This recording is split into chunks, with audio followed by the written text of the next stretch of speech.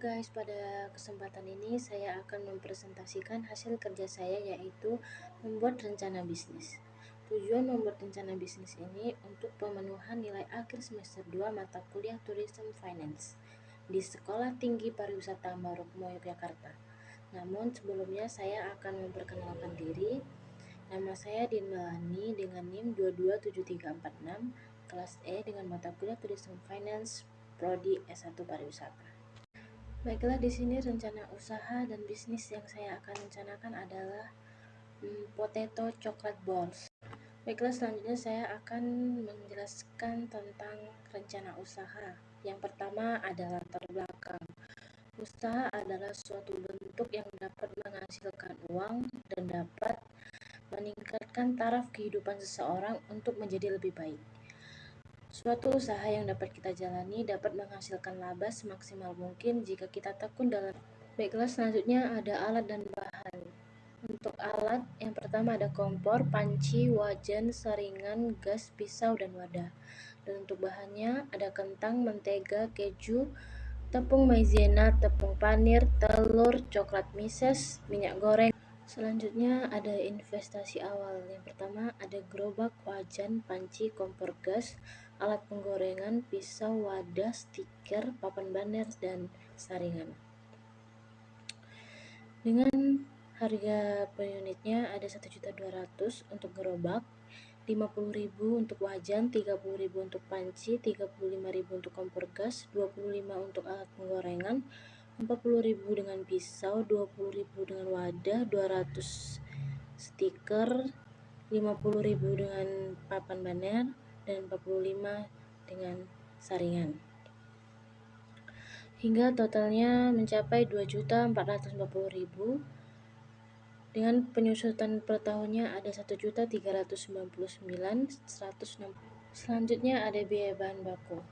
Yang pertama ada kentang, mentega, keju parut, tepung maizena, tepung panir, telur, minyak goreng, coklat mises.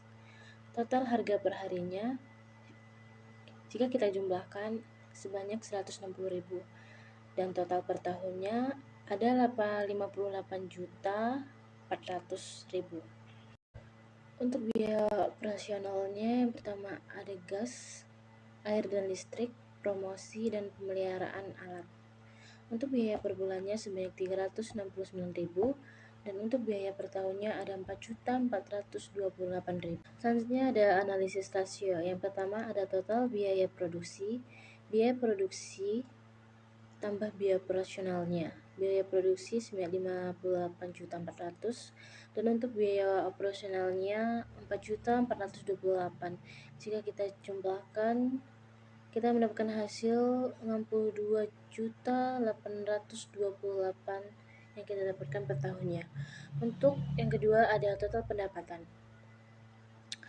Ada HPP tambah jumlah produksi.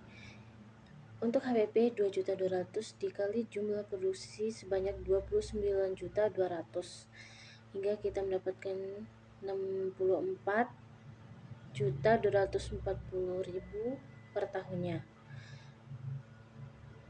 Dan untuk per bulannya ada 5.353.333.000 per bulannya.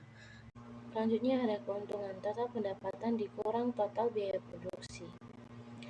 Total pendapatan sebanyak 64.240.000 dikurang dengan total biaya produksi sebanyak 62.828.000, sehingga kita mendapatkan 1.412.000 per tahunnya dan 117.667 per bulannya. Selanjutnya ada analis rasio. Total pendapatan dibagi dengan total biaya produksi. Total pendapatan sebanyak 64.240.000 dibagi dengan total biaya produksi 62.828.000, sehingga kita mendapatkan 1.020.000. Selanjutnya ada proyeksi rugi laba. Pendapatan penjualan ada 3.000 dikali 80 box dikali 365 hari, kita mendapatkan 87.600.000. Biaya produksinya pertama ada biaya bahan baku sebanyak 58.400.000 dan untuk total biaya tetap 4.428.000 hingga total biaya produksinya sebanyak 24.772.000. Selanjutnya ada proyeksi BEP. Untuk pendapatan penjualan 3.000 dikali 80 box kali 365 hari itu kita mendapatkan sebanyak 87.600.000. Untuk biaya produksinya, biaya bahan baku sebanyak 58.400.000 dan total biaya variabel sebanyak 58.400.000. Dan untuk biaya tetap, total biaya tetap sebanyak 4.428.000 sehingga kita BEP-kan ke rupiah itu sebanyak 1.476.000. Sekian presentasi dari saya. Terima kasih.